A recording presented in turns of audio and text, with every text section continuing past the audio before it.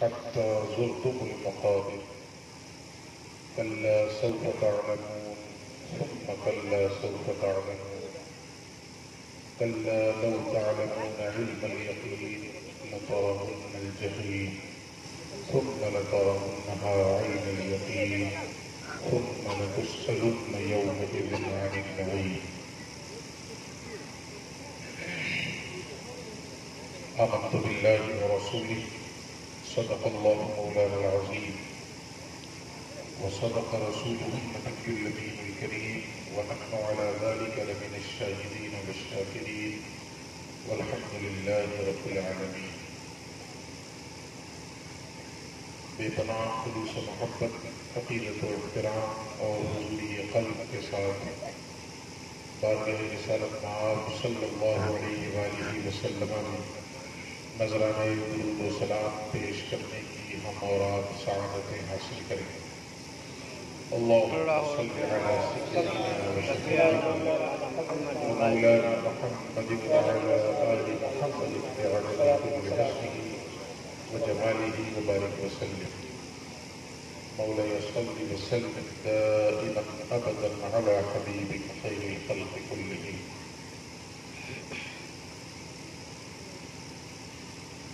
حضرت مولانا ضیاء اللہ صاحب علیہ رحمت والرضوان کے چہل کی محفل میں ہم اور آپ شریک ہیں. ظاہر ہے کہ ہم سب کے لیے یہ ایسے غم کا موقع ہے کہ زبان بولتے ہوئے بھی دکھتی ہے.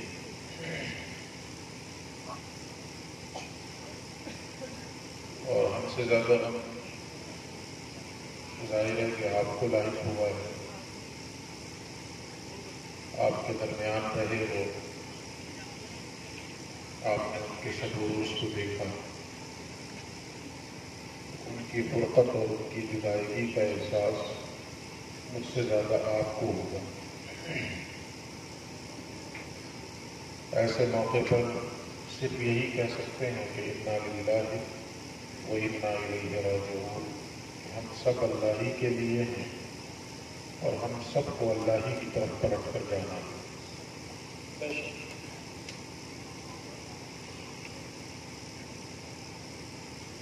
مگر کچھ سعادت مند روحیں ہوتی ہیں. ہم جیسے لوگ موت سے گھبراتے ہیں، ڈرتے ہیں، لیکن جو سعادت مند روحیں ہوتی ہیں ان کا معاملہ تو یوں ہوتا ہے کہ نشان مرد مومن پر بات و گویم جو مر گیا تبسم پر لبے ہوش. آؤ میں تمہیں مرد مومن کی نشانی بتاتا ہوں. مرد مومن کون ہوتا ہے؟ شاعر نے کہا جو مر گیا تبسم پر لبے ہوش. مرد مومن کی بہت بڑی پہچان یہ ہے کہ جب موت آتی ہے تو اس کے ہونٹوں پہ مسکراہٹ ہوتی ہے. وہ گھبراتا نہیں ہے، بڑھ کے موت کو گلے لگاتا ہے اور اس کا استقبال کرتا ہے. وجہ کیا ہوتی ہے اس کی؟ وہ موت کا استقبال کیوں کرتا ہے اور اس کے لبوں پہ مسکراہٹ کیوں ہوتی ہے؟ حضرت عاصی غازی پوری نے اس بھید سے پردہ اٹھایا اور وہ کہتے ہیں کہ آج پھولے نہ سمائیں گے کفن میں عاصی. آج پھولے نہ سمائیں گے کفن میں عاصی جس کے جویا تھے ہے اس گل سے ملاقات کی رات. ساری زندگی جس کی تلاش میں تھے اور جس کے دیدار کی آرزویں لیے ہوئے تھے، تمناؤں میں مچل رہے تھے، آج وہ آرزو پوری ہونی کو، آج اس محبوب سے ملاقات ہونی کو. تو اس لیے موت جو ہے نا وہ بندہ مومن کے لیے دکھ کا باعث نہیں ہوتی ہے، بندہ مومن کے لیے تو رحمت ہے. حضرت مولانا ضیاء اللہ صاحب علیہ رحمت والرضوان کے لیے اگر میں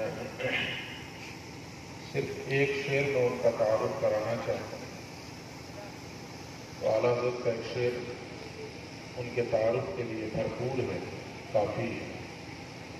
اعلیٰ حضرت فرماتے ہیں کہ عرش پر دھومیں مچی وہ مومن صالح ملا. ذرا غور تو کریں اعلیٰ حضرت نے کیا کہا، علامہ فہامہ نہیں کہا، مومن عرش پر دھومیں مچی، وہ مومن صالح ملا، فرش سے ماتم اٹھے، وہ طیب و طاہر گیا۔ یقیناً حضرت مولانا ضیاء اللہ علیہ رحمۃ الرضوان کی وہ ذات تھی کہ ان کے جانے سے فرش سے ماتم اٹھ رہے ہیں، زمین سے ماتم اٹھ رہے ہیں کہ ہمارے درمیان جو طیب اور پاکیزہ شخص تھا وہ اٹھ گیا، وہ رخصت ہو گیا۔ لیکن وہ جہاں گئے وہاں تو دھومیں مچی، اور وہاں دھومیں کیوں مچی ہیں کہ ایک مومن صالح ان کے درمیان آ گیا۔ جیسے کہ شادی کے موقع پر دلہن جس گھر سے نکلتی ہے اس گھر میں ماتم ہوتا ہے، اس گھر والے رونا پیٹنا کرتے ہیں، تو جس گھر میں جاتی ہے وہاں تو شادیانے بجتی ہیں، وہاں تو خوشیوں کے نغمات گائے جاتے ہیں۔ مومن صالح وہ ہوتا ہے کہ جب وہ دنیا سے رخصت ہو تو اہل دنیا اس کی رخصتی پہ آنسو بہائیں، رونے اور ماتم کریں، اور جب وہ عرش پہ پہنچے تو وہاں شادیانے بجائے جائیں، وہاں خوشیوں کے نغمات گائے جائیں۔ ایک مومن صالح اور ایک صالح روح ہمارے درمیان آتے ہیں۔ یقیناً حضرت مولانا ضیاء اللہ صاحب کی رخصتی پہ جسے جہاں خبر ملی اس کی آنکھ روئے یا نہ روئے دل ضرور رویا، جسے جہاں خبر ملی، وہ کیا ان کے شاگرد ہوں اور کیا ان کے استاد ہوں، کیا متعلقین اور کیا احباب، جو بھی تھا، جسے خبر ملی حضرت مولانا ضیاء اللہ کی رخصتی کی، اس کا دل ضرور تھوڑی دیر کے لیے نمناک ہوا ہے۔ اور سب سے بڑا غم تو ظاہر ہے گھر والوں کے لیے۔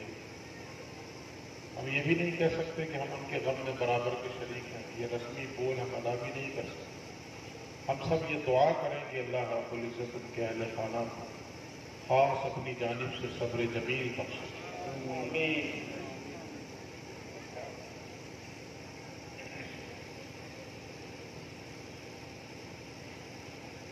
مختصر سی گفتگو کروں گا کیونکہ میں نے پہلے بھی کہا کہ ہمت ساتھ نہیں دیتی ایسے مواقع پہ کچھ بولنے۔ میں نے 2 مقامات سے قرآن مقدس کی تلاوت کی، اس میں ایک بہت بڑا پیغام ہے ایک مقام پہ، اور دوسرے مقام پہ اللہ رب العزت نے انسانوں کی حالت کا نقشہ کھینچا ہے۔ اب ان دونوں مقام کو سمجھ لیں اور پھر حضرت مولانا ضیاء اللہ صاحب علیہ رحمۃ الرضوان کی زندگی کو سمجھیں، فرق ہے۔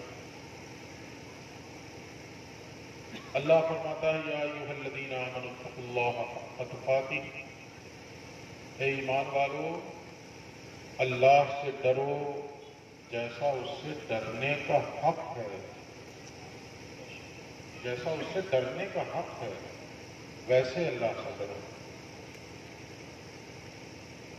ہم اللہ کو تو دھوکہ نہیں دے سکتے نا،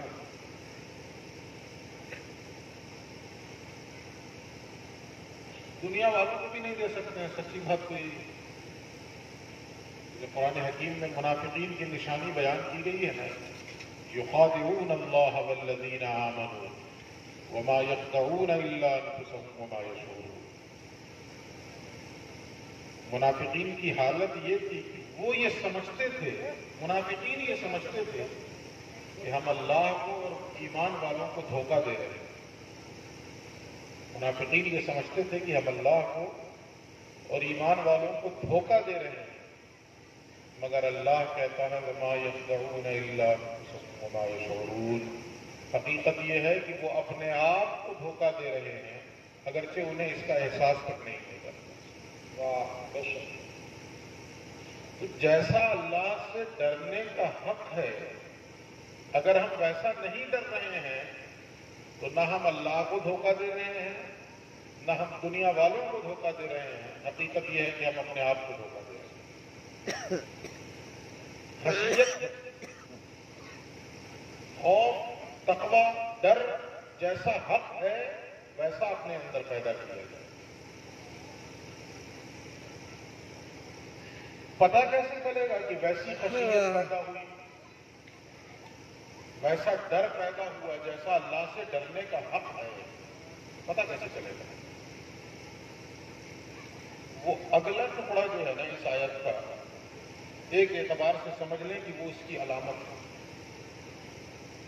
اس آیت کا جو اگلا ٹکڑا ہے. لیکن اگلا ٹکڑا بیان کرنے سے قبل یہ بتا دوں کہ جب یہ آیت کریمہ نازل ہوئی، یا ایھا الذین آمنوا اتقوا اللہ حق تقاتہ، اے ایمان والو اللہ سے ڈرو جیسا اس سے ڈرنے کا حق ہے، تو صحابہ لرز گئے تھے، کانپ گئے تھے. کیا ہم یہ حق ادا کر پا رہے ہیں کہ نہیں کر پا رہے ہیں؟ اور کیا یہ حق ادا کرنا ممکن بھی ہے انسان سے؟ جیسا اللہ سے ڈرنے کا حق ہے وہ حق ادا کر دے انسان. وہ تو کانپ اٹھے تھے صحابہ کرام، وہ تو لرز اٹھے تھے. لیکن جب دوسری آیت اتری ہے تو ان کی جان میں جان آئی ہے. دوسری آیت کا ٹکڑا اترا، فاتقوا اللہ ما استطعتم، اللہ سے ڈرو جتنی استطاعت ہے، جتنی تمہاری کیپیسٹی ہے، جتنی تمہاری حیثیت ہے اتنا تو ڈرو نا. جب یہ آیت اتری تو ان کی جان میں جان آئی. تو اللہ نے ہم سے کیا کہا؟ اے ایمان والو اللہ سے ڈرو جیسا اس سے ڈرنے کا حق ہے. اب پتہ کیسے چلے گا کہ وہ حق ادا ہو پا رہا ہے کہ نہیں ہو پا رہا ہے؟ تو جو اگلا ٹکڑا ہے اس کو سمجھو. اللہ کہتا ہے وَلَا تَمُوتُنَّ إِلَّا وَأَنْتُمْ مُسْلِمُونَ، اور ہمیشہ خیال رکھنا موت نہ آنے پائے نافرمانی کی حالت میں. جب بھی موت آئے تو فرما برداری کی حالت میں موت آئے. ہمیشہ اس بات کی فکر لے کر زندگی گزارنا کہ کہیں ایسا نہ ہو کہ اللہ کی نافرمانی میں مشغول نہ ہوں اور موت آ جائے. ہمیشہ اس بات کی فکر لے کر زندگی گزارنا کہ جب موت آئے تو اس حال میں موت آئے کہ اللہ کی فرما برداری میں لگا رہوں اور روح قفس السری سے پرواز کروں. جس کے ذہن و دماغ میں یہ چیز سما جائے گی کہ نافرمانی کی حالت میں موت نہیں آنی چاہیے، جب موت آئے فرما برداری کی حالت میں موت آئے، جس کے ذہن و دل کے اندر یہ بات سما جائے گی. اب میں آپ سے پوچھتا ہوں، کیا زندگی کے کسی لمحے وہ نافرمانی کرے گا؟ اس لیے کہ جس لمحے نافرمانی انسان کر رہا ہے، کیا اس لمحے موت آ سکتی ہے کہ نہیں؟ کہ نہیں آ سکتی؟ کسی نے گارنٹی نہیں ہے کہ نہیں 12 تاریخ کو جتنا چاہو نافرمانی کر لو موت نہیں آئے گی. کسی نے گارنٹی نہیں ہے. جس ڈاکٹر کو آپ 50 لاکھ روپے دیتے ہیں وہ تو گارنٹی لیتا نہیں. پیسے لینے سے پہلے تو بہت بولے گا یہاں ایک آپریشن کی ضرورت ہے، آپ کو کروا لیجیے، آپ کا مریض ٹھیک ہو جائے گا. وہ 50 لاکھ روپے کا خرچہ ہے. آپ زمین بیچ کر، گاڑیاں بیچ کر 50 لاکھ کا انتظام کر کے لے جا کے ڈاکٹر کی ٹیبل پہ رکھیں، وہ پیسے پکڑے گا، اس کے بعد ایک فارم بڑھا دے گا اور کہے گا اس پہ دستخط کیجیے. اس دستخط کا مطلب کیا ہوتا ہے؟ وہ فارم فل اپ کیوں کروایا جا رہا ہے؟ وہ ڈاکٹر یہی آپ سے لکھوا رہا ہے کہ لکھ کر دو کہ اگر مریض مر گیا تو میری کوئی گارنٹی نہیں. جو 50 لاکھ روپے آپ سے لے رہا ہے وہ تو گارنٹی لے ہی نہیں رہا. وہ تو پہلے ہی ہاتھ اٹھا رہا ہے، ٹھیک ہے ہم کوشش کر رہے ہیں، مر گیا تو میری کوئی گارنٹی. انسان کی موت کا کوئی پتہ ہی نہیں کب آ جائے، اور جب آئے گی اچانک آئے گی، احساس بھی نہیں ہے. تو جس لمحے شیطان اور ہمارا نفس ہمیں اللہ اور اس کے حبیب کی نافرمانی پر ابھارتا ہے، اس لمحے بھی تو موت آ سکتی ہے نا. لیکن بندے مومن کی نشانی یہ ہے کہ جس لمحے اس کا نفس نافرمانی کو ابھارتا ہے فوراً یہ آیت پیش نظر رکھتا ہے وَلَا تَمُوتُنَّ إِلَّا وَأَنْتُمْ مُسْلِمُونَ. میرے رب نے مجھے حکم دیا ہے کہ نافرمانی کی حالت میں مت مرنا. اگر میں نافرمانی اس لمحے کروں اور موت آ جائے تو کعبہ کسی منہ سے جاؤ گے غالب، شرم تم کو مگر نہیں آتی. عین نافرمانی کی کی حالت میں اگر مر گیا تو اللہ کو کیا منہ دکھاؤں؟ تو وہ اس لمحے بھی نافرمانی سے بچتا ہے. اگلے لمحے خیال آئے تو پھر سوچتا ہے کہیں اسی لمحے موت آ جائے، وہ اس لمحے بھی نافرمانی سے بچتا ہے. پھر اگلے لمحے خیال آئے کہ اللہ کی نافرمانی کر لی جائے، چھوڑ دو اس وقت کی نماز، بہت سردی زیادہ ہے، وضو کیسے کی جائے، درد بہت ہے، نماز کیسے پڑھی جائے، چلو نا ظہر پڑھ لیں گے، عصر پڑھ لیں گے. جو ہی یہ خیال پیدا ہوتا ہے وہ سوچتا ہے کہ ظہر کا موقع بھی نصیب ہوگا کہ نہیں ہوگا، کون جانتا ہے.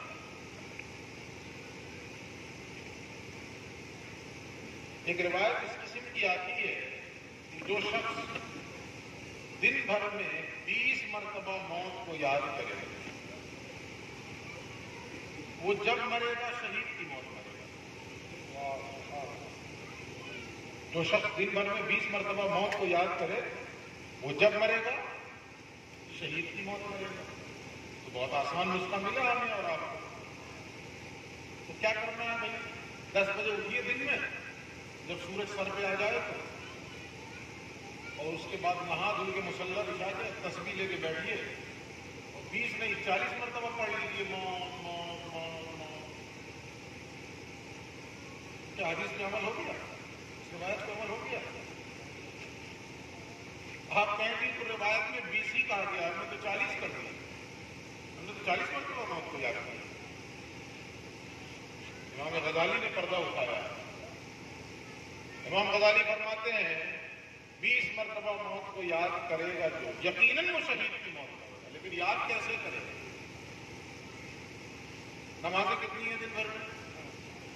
5. افضل یہ ہے، اعلیٰ یہ ہے کہ ہر نماز کے لیے الگ وضو کیا جائے. اگرچہ ایک وضو سے 5 نمازیں ہو سکتی ہیں اگر کسی کا وضو سلامت رہے. تو اگر وہ فجر میں وضو کرے اور وضو سلامت ہے باقی ہے تو عشاء تک پڑھ لے، نماز ہو جائے گی. لیکن اعلیٰ کیا ہے، تقویٰ کیا ہے کہ ہر نماز کے لیے الگ وضو کیا جائے، ہر نماز کے لیے تازہ وضو کیا جائے. جب ہر نماز کے لیے الگ وضو کریں گے تو وضو کتنے ہو جائیں گے؟ 5. اور نمازیں 5. امام غزالی فرماتے ہیں کہ جب وضو کرنے بیٹھو تو دل میں یہ خیال پیدا کرو کہ پروردگار تیرا شکر و احسان ہے کہ تو نے مجھے پاکی حاصل کرنے کی مہلت عطا فرمائی. کہیں بے وضو نہ مر گیا ہو، یہ موقع تو نے مجھے دیا کہ وضو کرنے جا رہا ہوں. موت کی یاد آئی نا؟ اس سے پہلے بھی تو مر سکتا تھا نا، موت کا خیال کر. تو ہر وضو سے پہلے یہ خیال آئے. کتنی مرتبہ خیال آئے؟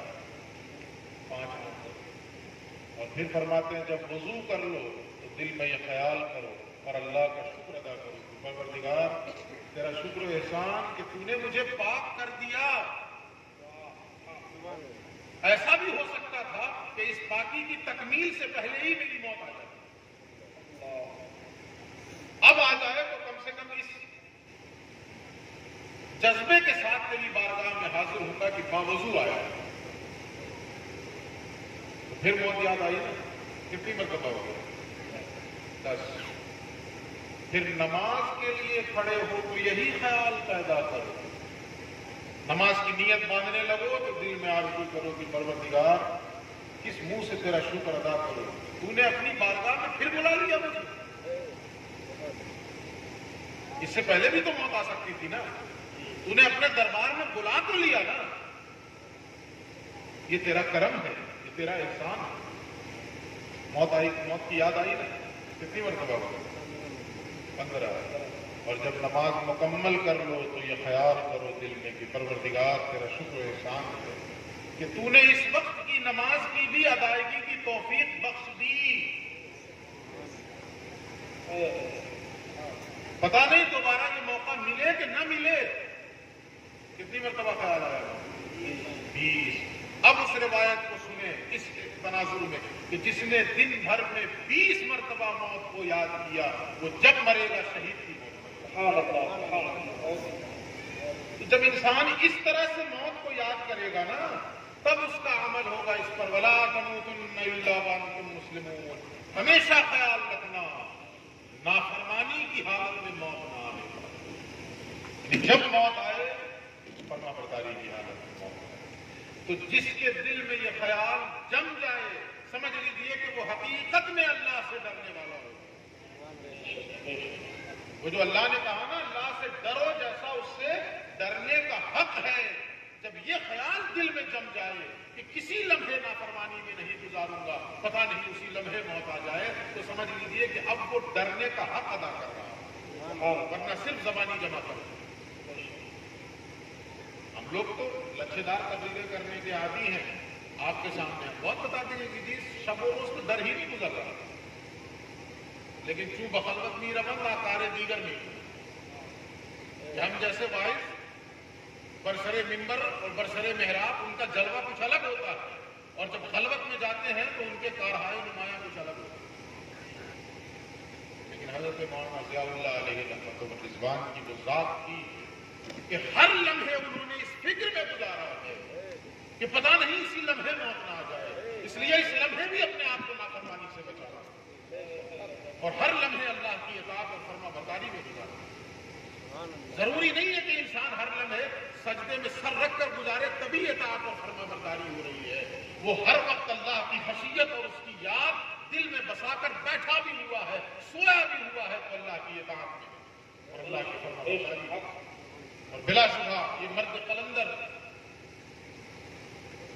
ہم جیسے لوگ یہ سوچتے تھے کہ معمولی آدمی ہے، کتنا پڑھے ہوں گے اور کیا لکھے ہوں گے، اور ہم تو بڑے عالم ہیں اور ہم تو اتنی تقریریں کرتے ہیں اور ہمیں تو یہ شہرت ملی ہے اور ہماری تو وہ عزتیں ہیں. لیکن خدا کی قسم یہ عزتیں خاک میں مل جائیں گی. وہ عزتیں جو اللہ کے یہاں انہیں ملی ہیں ان عزتوں کا کوئی جوڑ اور کوئی مقابل ہے ہی نہیں. نعرہ تکبیر، نعرہ رسالہ، سے چہلو، زندہ باد اللہ مولانا عارف اقبال صاحب، زندہ باد. مولانا محمد الدین صاحب قبلہ بتا رہے تھے نا کہ ان کی خصلت کیا تھی، ہر شخص کو اپنے سے بہتر تصور کرنا. اور یہ ہم لوگوں نے دیکھا اپنی آنکھوں سے. 11 سال تو ہم نے بھی دیکھا ہو، 12 سال پہلے 2008 سے کبھی ایسا نہیں ہوا، چاہے جتنی پریشانی میں ہو، چاہے جتنا دکھ ہو، کبھی ایسا نہیں ہوا ہے کہ ملتے وقت ان کے چہرے پہ مسکراہٹ نہ رہے. ولی وہ نہیں ہوتا جو بہت خوبصورت دکھتا ہو، اللہ کا ولی وہ نہیں ہوتا جو 4 ہاتھ کی ٹوپی لگاتا ہو اور جس کے جبے سے اور جس کے لباس سے بڑا تم طراق ظاہر ہوتا ہو. ولی کون ہوتا ہے؟ جس کا دل حسد سے پاک ہو. بخدا ہمارے پاس کوئی آلہ ہوتا نا تو ہم اس آلے سے یہ ٹیسٹ کر لیتے اور اس نتیجے پر پہنچتے، یقیناً پہنچتے کہ حضرت مولانا ضیاء اللہ کا دل حسد سے پاک تھا، کینے سے پاک تھا، بغض سے پاک تھا. کسی کے لیے کوئی حسد نہیں، کسی کے لیے کوئی کینہ نہیں. میں اپنی بات چھوڑ دیتا ہوں، آپ سے میں پوچھتا ہوں، یہ مجمع ہے، سب لوگ دیکھے ہوں گے، بہت سے ایسے لوگ ہوں گے جنہوں نے بچپن سے دیکھا ہوگا. حضرت کے استاد بیٹھے ہوئے مفتی یوسف صاحب اللہ، اور میں یہ وضاحت کر دوں کیونکہ حضرت کے استاد ہے میرے لیے واجب الاحترام ہے. میں کرسی پہ صرف اس لیے بیٹھا ہوں کہ میں پیروں سے مانگ لوں، مجھے پیروں میں تکلیف ہے، میں کھڑے نہیں رہ سکتا ہوں زیادہ دیر، ورنہ حضرت کے استاد کے سامنے میں نے یہ جو بے ادبی کی جرت کی ہے یہ نہیں کرا. ان سے بھی پوچھیے آپ، اور آپ سے میں پوچھتا ہوں، کیا کبھی حضرت مولانا ضیاء اللہ نے آپ میں سے کسی کا برا چاہا؟ میں آپ سے پوچھتا ہوں، بتائیے. کبھی کسی سے کوئی جھگڑا، کوئی بغض، کوئی نفرت؟ کچھ نہیں. وہ تو اللہ کا ولی ہوتا ہے نا جس کا دل ان چیزوں سے، ان آلائشوں سے پاک ہو، اور جس کی گواہی اس کے گھر والے دیں، اس کے محلے والے دیں. میں گھر سے باہر نکل کر کے کہیں ہجرت کر کے رہنے لگ جاؤں اور وہاں میری ولایت کا ڈنکا بج جائے، کوئی حیرت کی بات نہیں ہے. جن لوگوں نے بچپن سے لے کر جوانی اور جوانی سے لے کر ادھیڑ عمر تک دیکھا ہے، اگر وہ یہ گواہی دے دیں تو واقعی ان کی گواہی معتبر ہے. ان کی گواہی اصل معتبر ہوگی. ہمارے شیخ اکثر ایک بزرگ کے حوالے سے فرمایا کرتے ہیں کہ 3 لوگ جن کی ولایت تسلیم کر لیں، سمجھ لو کہ زمانے کا سب سے بڑا ولی۔ 3 لوگ جس کی ولایت کو تسلیم کر لیں، سمجھ لو کہ زمانے کا سب سے بڑا ولی۔ 3 لوگ کون؟ تو کہا ایک اس کے ہم سبق کلاس فیلو جو اس کے ساتھ پڑھے، اگر وہ تسلیم کر لیں تو واقعی وہ ولی ہے۔ ورنہ عام طور پہ ہوتا کیا ہے، اللہ کسی کو بہت بلند مقام دے دے، لیکن جو اس کے ساتھ پڑھا ہے اس سے جا کے پوچھنا، ہم جانتے ہیں نا، ہمارے ساتھ پڑھتے ہیں، ہمارے لنگٹیا یار، وہ عظمت نہیں تسلیم کرتا ہے جلدی، وہ کہتا ہے ہم سب جانتے ہیں، دن رات ان کے ہمارے سامنے۔ دوسرے اساتذہ تسلیم کر لیں، ہاں واقعی مومن کا وہ شخص، واقعی صالحیت اس کے اندر ہے۔ اور تیسرے بیوی،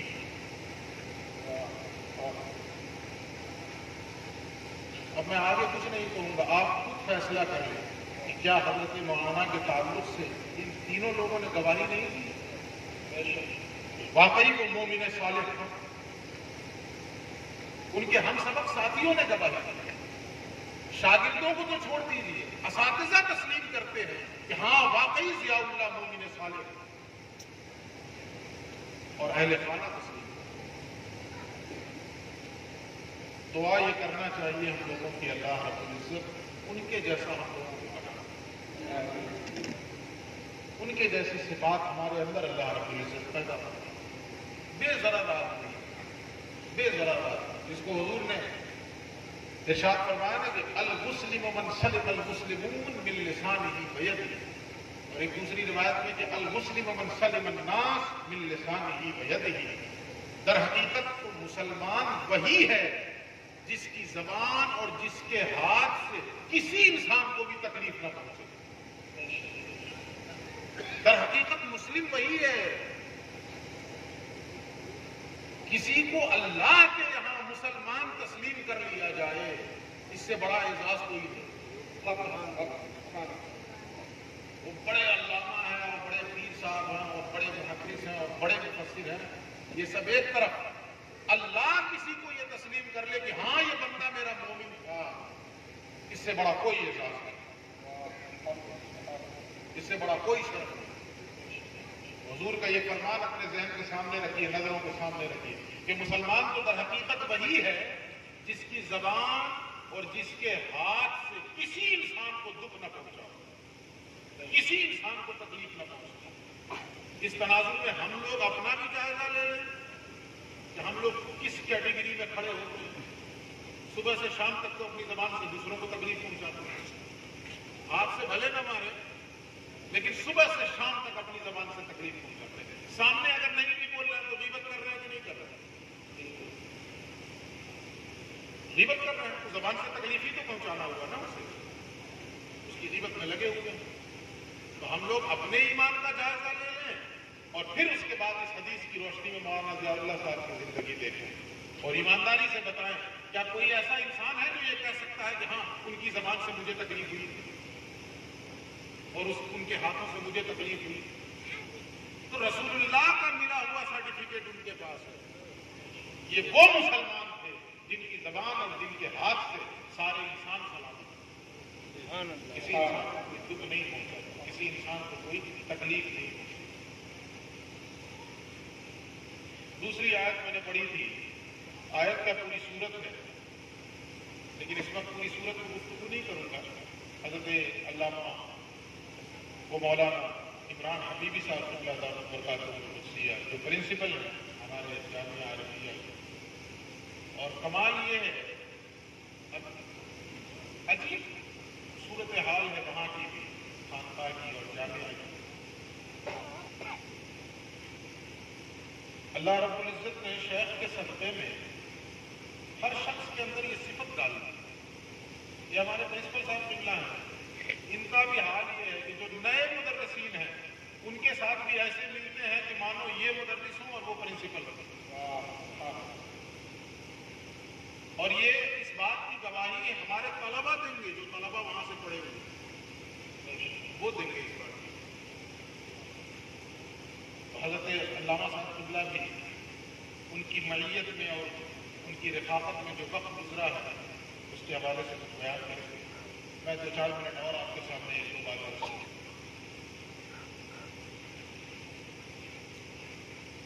پوری صورت ہے سورۃ تکاثر، اس کا صرف پہلا ٹکڑا اللہ کہتا الہاکم التکاثر حتی زرتم المقابر. تمہیں کثرت کی آرزو نے، زیادتی کی طلب نے برباد کر کے چھوڑ دیا. تمہاری بربادی کا سبب کیا ہے؟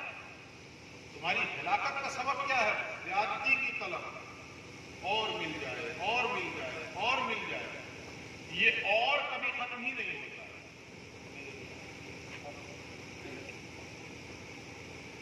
ایک انسان بھلے زبان سے یہ کہتا ہے کہ یا اللہ سب کچھ تم نے دیا ہے، ایک مکان دے دے اور کچھ نہیں چاہیے. ایمانداری سے بتائیے، اللہ فضل فرمایا اور اسے مکان دے دے، کیا مطمئن ہو جاتا ہے؟ مکان ملنے کے بعد 2-4 دن تو شکر ادا کرتا ہے، 5ویں دن سے پھر گاڑی مانگتا ہے. یا اللہ مکان بھی تمہیں دے دیا، ایک گاڑی ہو جاتی ہے. یہ ہے کثرت کی آرزو، زیادتی کی آرزو، اور ہو جائے اور ہو جائے. کہنے کا آدمی کہہ سکتا ہے کہ نہیں بس یہ مانگ رہا ہوں بس. ایک بوڑھا انسان بھی ہے، وہ بھی کہتا ہے یا اللہ زندگی میں کوئی آرزو نہیں رہی، بس ایک چھوٹا بیٹا بچا ہے، اس کے ہاتھ پیلے کر دوں بات کر دوں، اس کی شادی کر دوں بات کر دوں، اس کے بعد تو میں رہوں گا اور مسجد رہے گی. لیکن حقیقت یہ ہے جس کو قرآن نے خود ایک مقام پہ کہا کلا انہا کلمۃ ہو قائل. اگرچہ یہ دوسرے تناظر میں یہ بات آئی ہے لیکن میں یہاں پہ اس کو کہہ رہا ہوں کلا انہا کلمۃ ہو قائل. ہرگز نہیں، یہ تو ایک بات ہے جس کو وہ اپنے منہ سے نکالا. ایک بات ہے بس بول دے رہا کہ اس کے بعد کوئی آرزو نہیں رہے. وہ مل جائے گا پھر آرزو کرے گا. وہ بیٹے کے ہاتھ بھی پیلے کر دیتا ہے، اس کو گھوڑی بھی چڑھا دیتا ہے، شادی بھی کر دیتا ہے، کیا اس کی آرزو پوری ہو جاتی ہے؟ اب وہ پوتے کی شادی کے خواب دیکھنے لگ جاتا ہے. وہ پوتے کی شادی کے خواب دیکھنے لگ جاتا ہے. اسی کو قرآن نے کہا الہاکم التکاثر. تمہیں کثرت کی آرزو نے، زیادتی کی طلب نے برباد کر دیا، ہلاک کر دیا. اور یہ کثرت کی آرزو کب تک رہتی ہے؟ بے خبر غفلت پرستی تاکجا. یہ کب تک ہے؟